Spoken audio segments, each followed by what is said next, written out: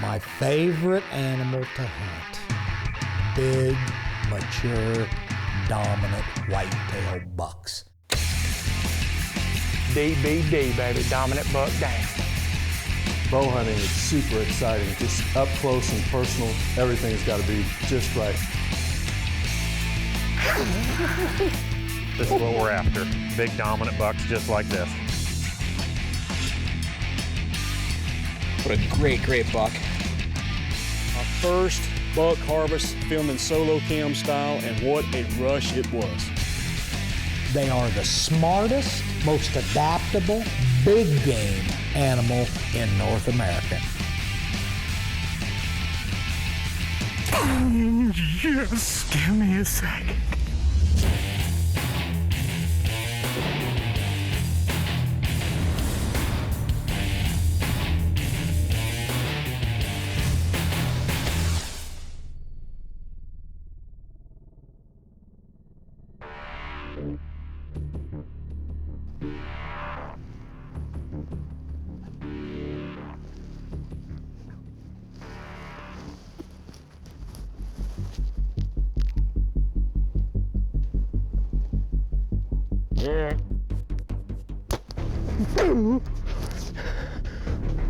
Stay on him, Tim.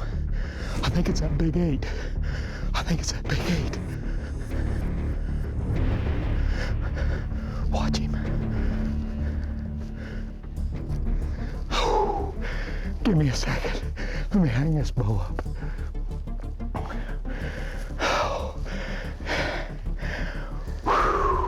Me and Tim. Big 8. Looks like he's got a sticker off his G2. Beautiful.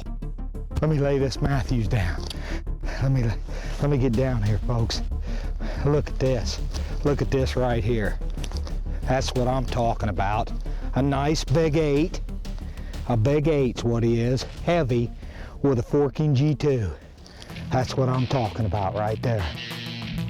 Back in 1983, I shot a huge typical whitetail. At the time, would have scored big enough to be the #3 typical in the world with a bow. And 1983, 1982, 1981 was the time when North American Whitetail magazine first came out, and I was reading every issue. And I had killed some really nice deer, but then I killed this world-class typical, and all it did was fuel my fire. This is a 10-acre piece of private property here, and this is where I killed my biggest dominant buck back in the 80s. You know, the ultimate thing is a 200-inch deer, and I shot one that ranked at the time #3 in the world in Pope and Young, right back in that corner. This brings back so many memories for me. People get lucky. That's no doubt with whitetails. Luck's a big part of it. But consistently harvesting big whitetails, you have to draw from mental notes and past experiences. And I think it takes 3 to 4 years to really know a farm.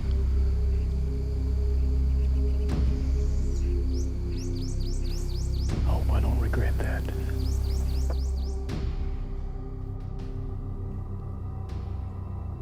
When the rut's going on, you pull out every tactic that you need to try to kill a dominant buck. You know, to me, the less scent's the best scent. Spray down, be scent free, but when bucks are chasing does, a drag rag, a tarsal gland splayed with some doe and heat estrus or anything like that, anything that a buck can pick up when he comes across and maybe draw him into your bow range is a helpful piece.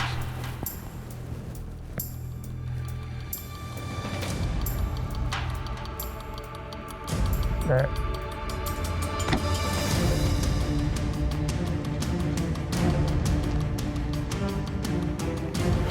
He just went out, folks. We gotta give him a little bit. I pulled the shot a little bit far forward, but he just fell down. He ain't going nowhere. Tarsal gland off of one of our clients' doe he shot. We sprayed it down with HS's premium estrus Tom Miranda brand. Let's go see what we got. Look at that Illinois bruiser. Big 10-point, really good mass. I mean, a great Illinois whitetail. Success in the whitetail woods requires a plan, and for the pros of dominant bucks, Formulating a game plan around early and late season opportunities, as well as the rut, is one key to success. Stan Potts often travels to Kentucky or Wyoming for early season velvet bucks. But during the rut, Stan hunts his home state of Illinois, where decoys are effective and huge bucks vulnerable. Contrasting Stan's game plan is Illinois buck hunter Mark Wempe. Mark works midnight shift and concentrates hunting at home early and late season over food plots and water holes. During the rut, Mark takes vacation and travels to Kansas to hunt pinch points for transient bucks. Top hunters organize their season based on their time to hunt and realistic opportunities, all the while watching moon timing and capitalizing on weather fronts whenever possible. This portion of Matthew's Dominant Bucks is presented by Heumann Extendable Tree Saw, the shooting lane saw. I'm Mark Beck, hunt hard and dominate the woods. This is what it's all about right here. Being able to work, the effort, the hours is all worth it. I'm Stan Potts, and this is Dominant Bucks. He's probably 20 inches wide, big, beautiful, big. 40% of the overall score of a deer most times is tine length. Then the next most important thing is main beam length. This right here is my third 200 class deer. It's a 220 gross non-typical. I'll never forget the morning I shot this deer. A mature whitetail buck. A 5.5-year-old whitetail buck that scores 250 inches is no smarter, no harder to kill than a 5.5-year-old that scores 130. We have worked hard. My annual routine for hunting big whitetails is, first of all, come February, March, you need to be looking for sheds, looking at the trails that the deer have been using all fall and winter. Those are big keys to patterning deer for the next fall. As spring and summer rolls in, I start planting food plots. I start running trail cameras, I start putting mineral out to help my deer maximize their best potential of growing them big horns. I got all my street clothes on. You know, that's usually how I kind of roll into my spots in the morning and stuff like that. As you can see, I got all my clothes in my scent-free bags. I got my backpack with all my camera gear in the totes. Anything you can do to eliminate scent is the best thing possible. I mean, this stuff is all crucial to killing big mature whitetails. I love to take these old abandoned farmsteads that's got chicken coops and hog pens and everywhere and leave some standing beans or crops or even plant a clover patch out in front of it. That way all these bucks are coming out checking these does and these standing crop fields. I can get my decoy out here where visibility is the best.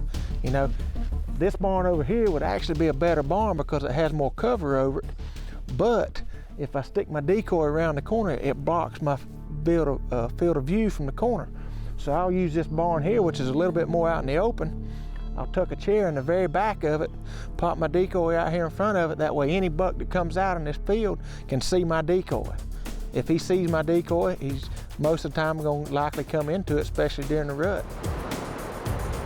I've worked third shift for years, and that really, to me, is the ultimate shift for the deer hunter. It affords you your afternoons and evenings. If you're wanting to get out there and get in the tree stand, you can hunt almost every day, but it works out well because I like to only hunt evenings during the early season and the late season, and during the rut, I like to try to travel to different states, and or even if I'm hunting here around home, I use my vacation time during the first 3 weeks of November to where I can get out there and I can hunt also mornings. 3:30 and I had a beautiful mainframe 8 with a couple stickers on his base going right underneath me. A couple hours before dark, so looks like they're moving again. I try not to overhunt areas. I try to keep the pressure down, so when I'm out there hunting on a daily basis, I'll bounce around different tree stands, different farms, try to hunt different areas, so I'm not overpressuring one area too much.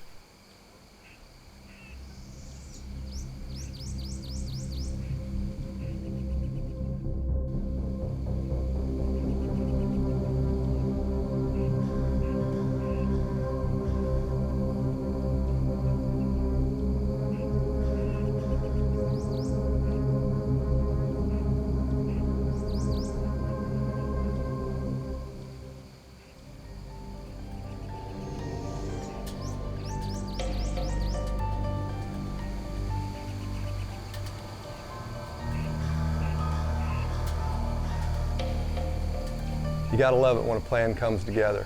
You've hunted hard, you've passed up multiple deer throughout the week. The deer ends up coming in, you've got a lot of pre-roll, and he ends up right in your lap. If you're filming your own hunts, you're out there laying it down, you harvest a mature buck on video, send it in to us. We'd love to see the footage. Dominant Bucks is a great way for you to get your buck on TV.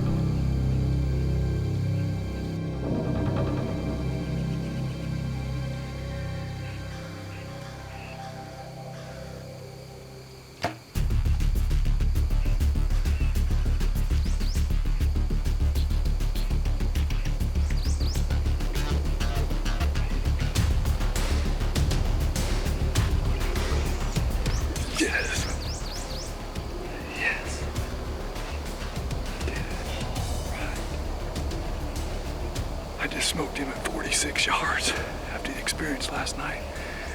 Took my time, ranged him, got the camera on him. Whew, I thought I was gonna run out of camera light. I was getting dark.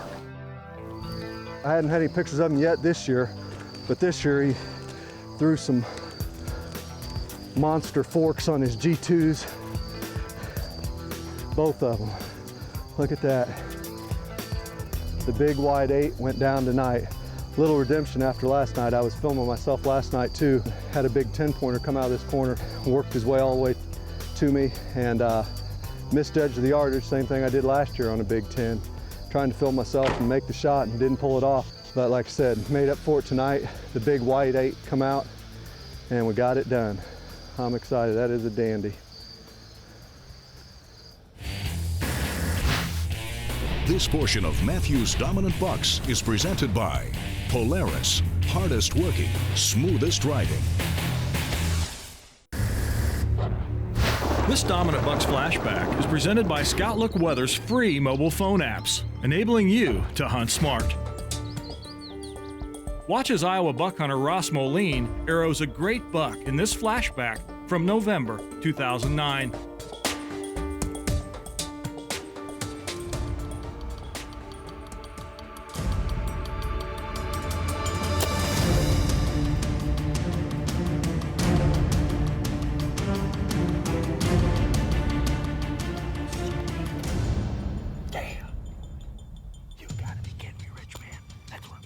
He didn't go 80 yards. Yes! Got him! He was checking that same ridge for does, came through right at first light. And I'll tell you what, that muzzy did a job on him. He only ran about 80 yards and piled up. Well, let me show you exactly why I picked this tree stand. If you can tell how much noise we're making by walking through the leaves, we can literally hear deer coming for 100 yards away. And for me to get to this tree stand, I gotta creep up this hillside. I got a path that I made earlier in the year so I can get to this tree. We can get it nice and quiet and we can hear these deer, these rutting bucks chasing does in these dry leaves. It's just an unbelievable spot during the rut. Stopped 30 yards in my opening right there and I was able to get a shot at him. You know, it was just an awesome rut hunt. You won't believe it. I mean, he came in perfect, stood right there. I was able to make the shot and end my season with a great Iowa buck after hunting for over a month with no deer on the ground. Matt. What are you, a cop? I'm signaling traffic. Right here, Barry. You know, I get asked a lot, what's it like to hunt with Stan Potts, and do you ever learn anything from him? And you know, it is a learning experience hanging out with him. One of the things that I've really picked up on is the way he works with decoys, the way he turns the decoy, the way he sets it, faces it toward him, and turns it a certain way, whichever way he needs for that situation. Give me a second. When I set my decoy up, I want it 20 to 25 yards out in the field in front of my stand, and I want it looking, quartering towards my position, either looking just to my left or just to my right into the timber. And when a big buck comes out and sees it, he cannot see what this decoy's looking at because it's looking in the timber. And he will try to circle and come in to the head end of the decoy, which will put him between Bucky Jr. and me and usually give me a very close shot. I'm Stan Potts, this here's Bucky Jr., and you're watching Dominant Bucks.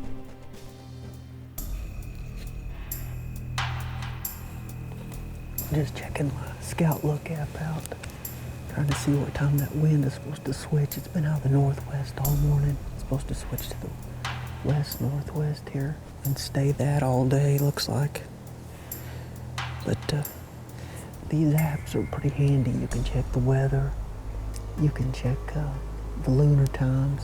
You can save locations, name them. You can log your deer activity. Check these things out, Scout Luck apps. You know, years ago, if you'd have told me that I would have been on TV hunting, I'd have probably laughed at you. I can't believe, you know, in the last 4 years how far it's come in my career, for one, but then given the opportunity to actually film my hunts and have them on TV too has been, it's actually a dream come true, really, because you know, I always wanted to do it, but I didn't think it would ever happen to me. So to actually get the chance to do it's pretty awesome. He come in from behind me and he's circling. I don't know if he's trying to get the wind or what. Coming up, solo cam pro Barry Greenhall goes full draw on a great Kansas buck when Matthew's Dominant Bucks continues. I'm Mark Wimpy, and this is Dominant Bucks. He's a mainframe 6x5. He's got 6 on the right, 5 on the left, and he's got a split brow here on the left. At the moment of truth, when a whitetail's coming in and I'm getting ready to take the shot, what's going through my mind at that time is getting everything in order. When I'm getting ready to kill a big whitetail, I mean, my heart is pounding out of my chest. You know, my adrenaline is flowing. And so if I don't coach myself in my mind and tell myself to slow down, pick a spot, put that pin on the deer, then hold it there for a second or two before I release, then I'll shoot too quick.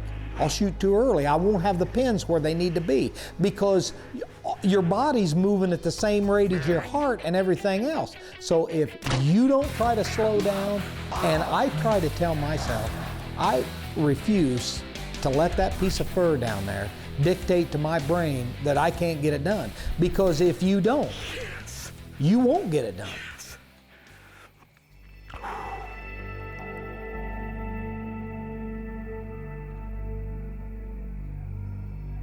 Filming yourself is tough. Everything's got to be just right. You got to have that animal in the right spot. You've got to have the camera rolling, recording. Everybody forgets to punch that record button. Sometimes you got to make sure that's on. When it comes together and you get it all just right, there's not a feeling like it. All the hard work and preparation in the end is very rewarding when it all comes together. So, I mean, there's going to be good days and bad days. Don't give up on it. It's very rewarding.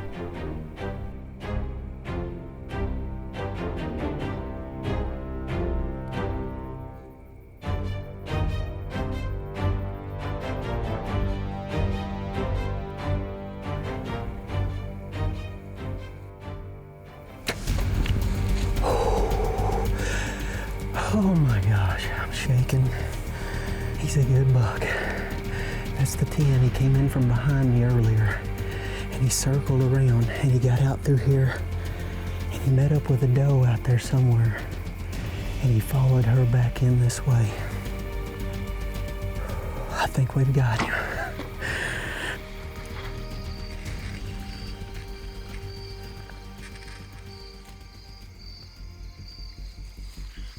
There's the arrow. Got blood all over it.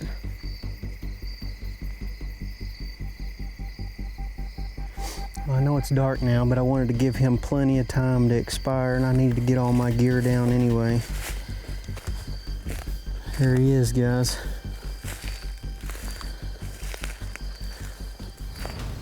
I'd been hunting that stand of a morning and passing all kinds of bucks, just wanting to try to hold out for this one. And I checked the trail cameras this morning and he had been coming in during the evening.